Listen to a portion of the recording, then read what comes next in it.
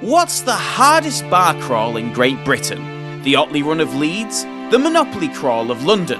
That one in the World's End looked pretty tough. All challenging crawls for sure, but I'd like to make the argument that Great Britain's hardest bar crawl has only one pub. The Old Forge of Inverie is the most remote pub in mainland Great Britain, but the village it's in might as well be one of the Scottish Highlands. A wall of mountains splits Inverie from the rest of Scotland. There are no roads to the Old Forge, no trains you can take, only a ferry which supplies the locals and their pub. But you can walk it. If you were determined, you could take a train to Glenfinnan and hike for days through mountains, rivers and bogs, all to reach that fabled pub.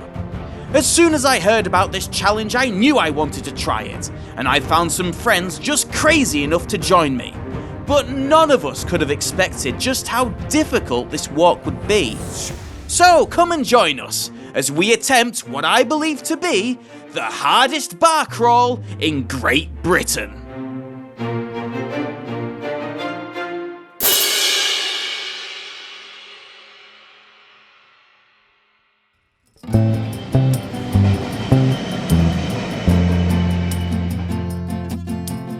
This is another one of those journeys where getting to the start of it is a challenge in itself. After all, it wouldn't be the most remote pub in Great Britain if it were just down the street. I met most of my team in Stafford, and then we were on the roads up to Scotland to grab our final member.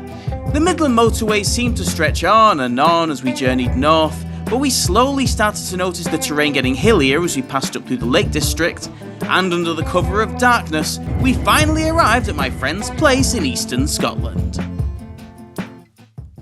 We awoke to a hearty breakfast and discovered a treasure trove of flapjacks that Louis had brought. The plan was simple: drive to Mallaig and take the train to Glenfinnan. From there we could walk to the Old Forge in Inverie and catch the ferry back to Mallaig where the car would be waiting for us. We stuffed the car with everyone's bags, I wriggled in beneath them, and then we were off. My fully loaded bag came to 13.5 kilos. I do have a photo of what I brought, but I'm not sure how useful it would be for me to go over this. I think I could have done this better in hindsight. This is what I did bring: camping gear, waterproofs, maps, a torch, recording equipment, toiletries, and a lot of shelf-stable food which can be eaten cold. I also stocked up on a bit more food on the journey to Mallaig, just to be sure. So it looks like the rain has begun. Yeah. We knew this was coming. Because the longer you hold off, the less it's going to feel like it's actually raining when it starts. But now it has time to ramp up. It might have started raining, but that could hardly distract from the beauty of Western Scotland.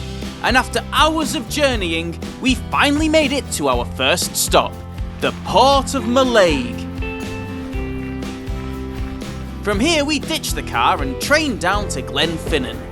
This gave me just enough time to get my new recording stuff sorted before the main event. Wind guard. It stops the sound when a wind hits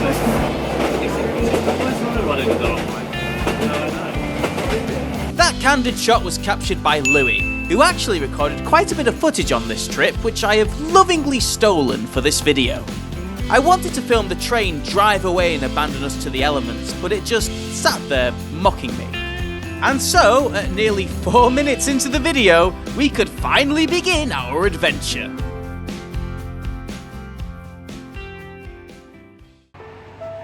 And here we are, in Glenfinnan Station, and we finally made it.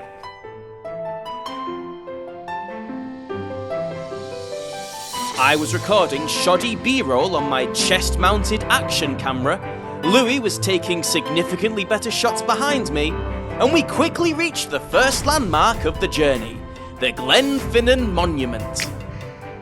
So here we are at Glenfinnan Monument, which is the start of the most difficult bar crawl in Great Britain. Quite a nice spot actually.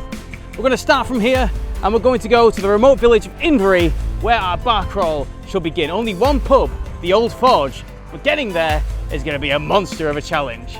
Now looking at the weather forecast, it's actually supposed to be quite miserable today, but for some reason it seems to be sunny and I've not really dressed for the sun, but I'm anticipating the rain to come later. So Let's do this. The tower was constructed to commemorate the historic event when Prince Charles Edward Stuart raised his banners to claim the British throne, a failed campaign which ultimately led to his exile. Hopefully our lower stakes walk to a pub ends more successfully. You can get in?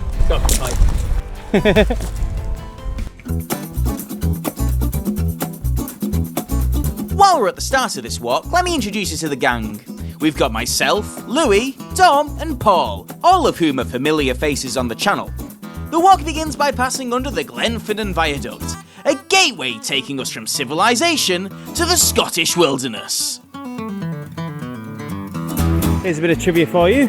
This is the Glenfinnan Viaduct, which I think they did something to do with Harry Potter here.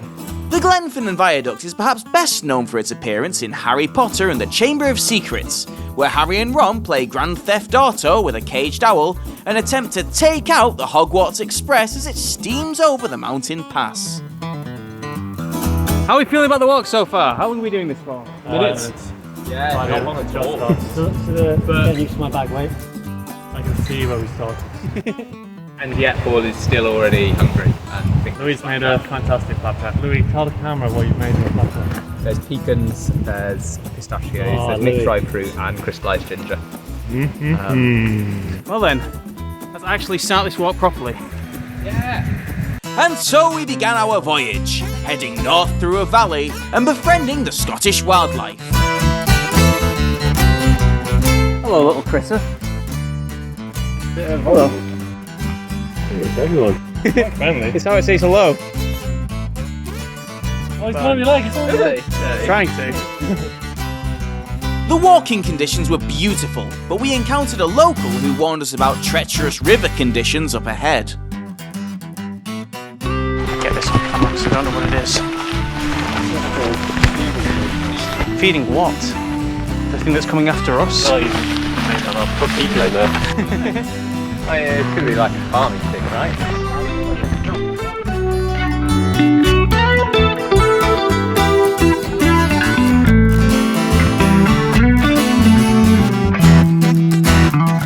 We continued following the river to our first landmark of the valley, the Corrie Bothy. There we have Corrie Bothy. The walk is proceeding a lot quicker than I thought it would. I guess the problem we have is that we're more used to these super long distance, 1 week, 2 week mega crawls, and this one's only just like a 2-day hike. This isn't actually supposed to be one of the hiking days. We're just trying to get as far as we can on the day where it doesn't seem to be raining, and then we'll make a break from it from there.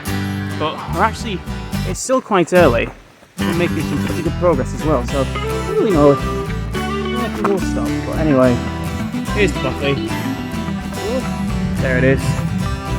Now there are some people in there already, I can tell, so I don't know if we're going to hang out there or not, but it'd be cool to see it. So let's go and have a look at Corrie Bothy.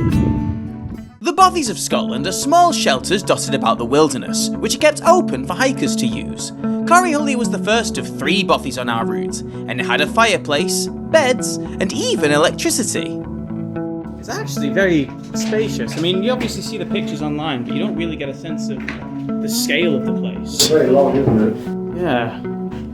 It's still quite early, and there's a lot of daylight left, and it's not raining currently, and it's supposed to be raining later. So maybe we do stay? Maybe we carry on? I don't know. We'll have the tea, we'll have some coffee first, and then we'll make a decision. We'd worked up quite an appetite with our afternoon of walking, and we set about rustling up some food. And they're doing something with some sort of fire. I was concerned about my bag weight, so I opted to avoid carrying the cooking tools and instead went down a purely cold food route. This garnered the respect of everyone I told, and no one thought it was a bad idea.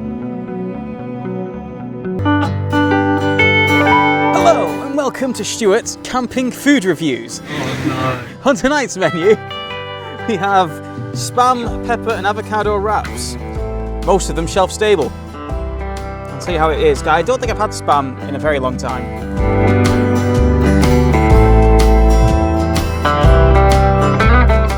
Spam is very salty. You don't really get much of the guacamole. Salmon's a very dominant flavour. I don't regret my decision. I'm checking what the hot food crew are up to. I accidentally left my mic on after this segment and I captured a surprising conversation. Turns out I wasn't the only person who wanted to film their hiking exploits. Are we going to feature on the cooking channel? You can. Do you want to feature? Go fetch my gimbal and you can explain what's going on. Alright. Who wants to be leader of this segment? I'll just be a mute cameraman. I'll start it, but someone fill in when I flounder. Okay. Yeah, sure. That's harder than what. Alright, I'm gonna go 3, 2, 1, action. Wait, hang on. Go! I didn't have a starting thing. No, hang on, Stu, stop. Stop. You have to say welcome to the second edition of the cooking channel. Okay, right, okay. Alright, okay, I'll give you the intro. Alright, so I made the decision on this trip to only eat cold food, but the rest of them have formed a hot food alliance. So, taking it away for the second edition of the Camping Cooking Show, with absolutely no pressure at all, we have Master Chef Tom Rouse. Hello, YouTube. So come take a look at this bowl. What we have here is mascarpone sauce, not homemade. We have tortellini, also not homemade. So this one's beef and a lot of sage. I don't know if I'd describe it as mascarpone sauce, man. It says on the jar Tomato mascarpone. We've also had chicken and chorizo tortelloni and spinach and ricotta tortelloni. How difficult was it to make this concoction? It's very, very easy. We just heated it up. You just boil it for like 30 We have seconds. these fire machines, and the fire just comes out from the top. And Then put the pan on, Yeah. and the food cooks. With the only disadvantage of a slight mess, being especially with all the pots and pans, but that's just me as a cold food fanatic speaking. Point the camera in that direction. No. And you see the stream to wash everything in. So you have to take a picture of your awful spam. People have seen my spam. The audience is on my side here, and I control the edit. This is a beautiful avocado spam, garlic mayo. I forgot about that last time, and yellow pepper wrap. cold evening. So warm inside. I don't There's I'm drinking a can of spam juice with my Keep this warm. It's cool evening. I think the thing we can all agree on is that the gimbal that I'm using to film this with is pretty cool. Yeah, the gimbal is really cool. That's probably unusable footage, wasn't it? I'll use it. It'll have a lot of cuts. It might be unusual footage, but I'll use it. As the evening slowly rolled in, we left Corryhully behind and went in search of a camping spot further along the route. Unfortunately, the forecasted rain was finally starting to arrive, so we switched to our wet weather gear and put on our best wet weather smiles. You sort of lose your peripheral vision when you put the hoods on. Yeah. You can't really appreciate the landscape as much. This is like riding, so it's like really tight on my head. We've got a great field of view. Oh, that's good. So I'm not very well covered. As we started heading uphill to escape the valley, we spotted another surprising animal. I can see you there behind the boat. It's very subtle. Oh, it's coming for us. I do, it's very cute. Where deers? We're just brightly coloured. Maybe we're mistaken. Maybe your city folk just don't recognise a Scottish wolf. Maybe that's what's going on. We were making good progress out of the valley when we spotted a nice ridge to set up camp. That's a good spot. Down there. Just the other side is the back. That ridge. Yeah, you can get down there. Maybe the raised one. Yeah, I'm not sure what else down here. Let's do it. We scrambled down the hill and made a daring dash over the gentle stream.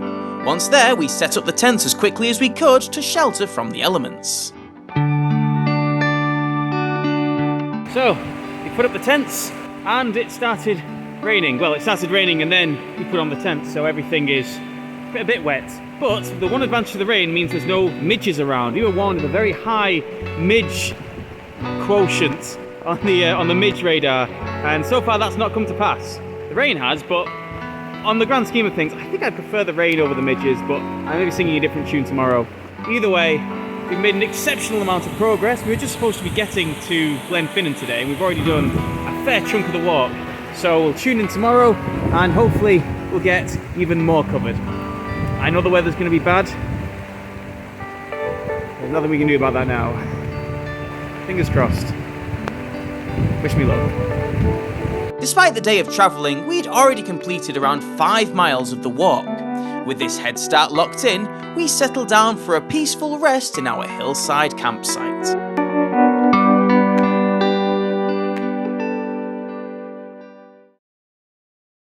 It did not last for long. Things got a little worse since last time I checked in. It's now 2 AM. I'm worried if we go back, we won't actually make it.